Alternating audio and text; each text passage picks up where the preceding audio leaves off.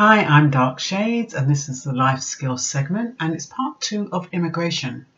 The first part was giving you the reason why I'm discussing this subject, and to give an experience of a man struggling to get his wife stay in this country, and how he's done literally everything to get her over here, not realizing that the new laws have taken hold. And it's not as easy as he thinks. It looks like when she has the baby, she might have to be returned to China. He doesn't know if he can get the child back over here, and there's a lot of stuff going on. So the first part was talking about that. This part is going to talk about the costs and what you need to have if you are looking to sponsor somebody to come into this country. First thing is you need to have been awarded about 3 years leave of right to remain in the country prior to applying for an indefinite leave to remain. The partner who's applying must have at least £18,600 in cash savings, and if there's a child involved, they'll need to prove that they have an available amount of £22,400, and for every subsequent child is £2,400. In order to qualify for a leave to remain in the UK, you'll need to pass the Life in the UK test. It's a 24 multi-choice questions, and you've got to do it in 45 minutes, and it's going to cost you £50. Well, I'm born here. I didn't even know the answers. Honestly, I looked at about 5 or 10, and I don't even think I got one right. But anyway, just to give you an example of what the questions are, one of them was who were the first people to arrive in Britain during the Stone Age? I'm not quite sure what the relevance of that is. Anyway, I didn't know it was the hunter-gatherers. And another one was, when did Britain become permanently separated from the continent by the Channel? And they gave you an option of 10,000, 20,000, 100,000 years. Well, I can't even remember the exact amount of years. That's another thing I didn't know. Apparently it's 10,000 years. And I'm not giving you the answers illegally. These answers are available as example questions on the site. If you put in life in the UK test, it will come up. And another one was, does the Commonwealth have power over its members and can spend its membership? Don't even know what that means, to be honest, but yeah, that's one of the questions. Another one, and I'm going to give one more after this, was, when was the Black Death and who did it affect? I'm like, the Black Death, I heard of it, but apparently it's in 1348 and it affected children and old people. I mean, who the hell is going to remember that? What relevance is that now while you're living in the UK today? And one more was, who was reigning in Britain when Wales became formally united with England by the Act of Government of Wales? And apparently it was Henry VIII.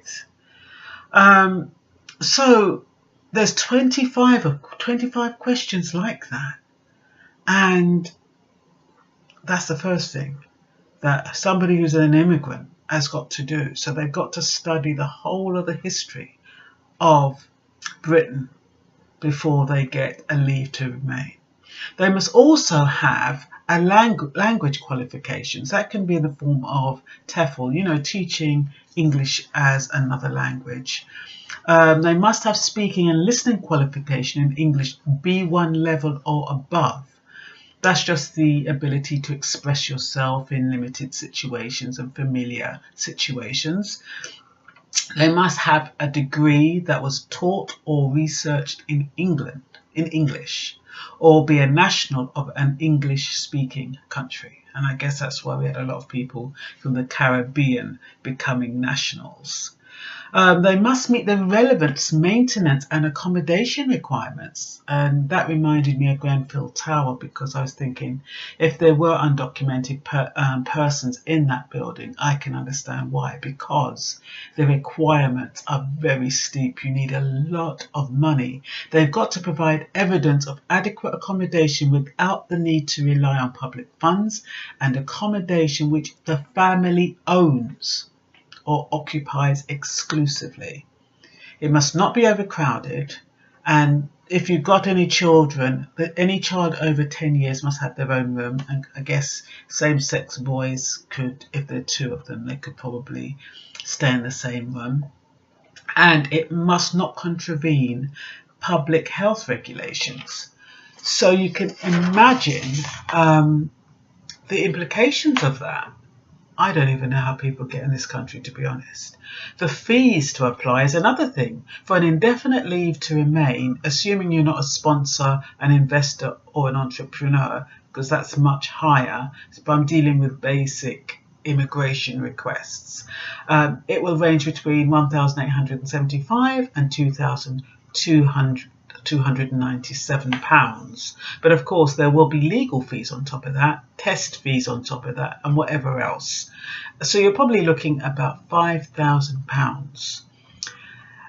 Another thing is, if you've already got your leave to remain and it's running out, you better not apply before 28 days before it's up, because if you apply before the 28 days and you've paid your fee, that fee is non-refundable and you're going to have to pay again.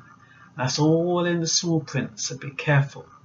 It won't be returned to you. So anytime after the 28 days to the point where you're due to expire, that is okay to apply.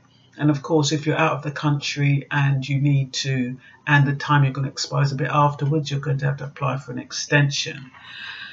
For details how to complete a valid application, go to www.gov.uk.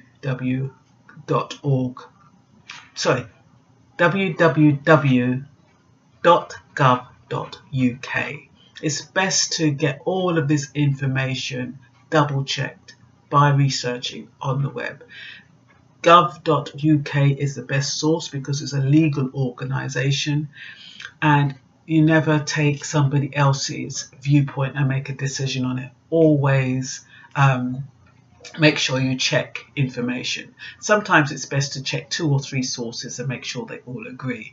When you search for immigration, you'll find a lot of sites where solicitors pop up and legal people. Do be careful, because everybody's going to be vying on the vulnerable and you don't know who's authentic and who's not. So do make sure that if you do need a solicitor, that you've get it through a recommendation only, not one of these that pop up on the net who are advertising. And that's the end of part 2. I hope you found that useful. I've got one more part to go, and I think you'll find that interesting too. So watch out for part 3.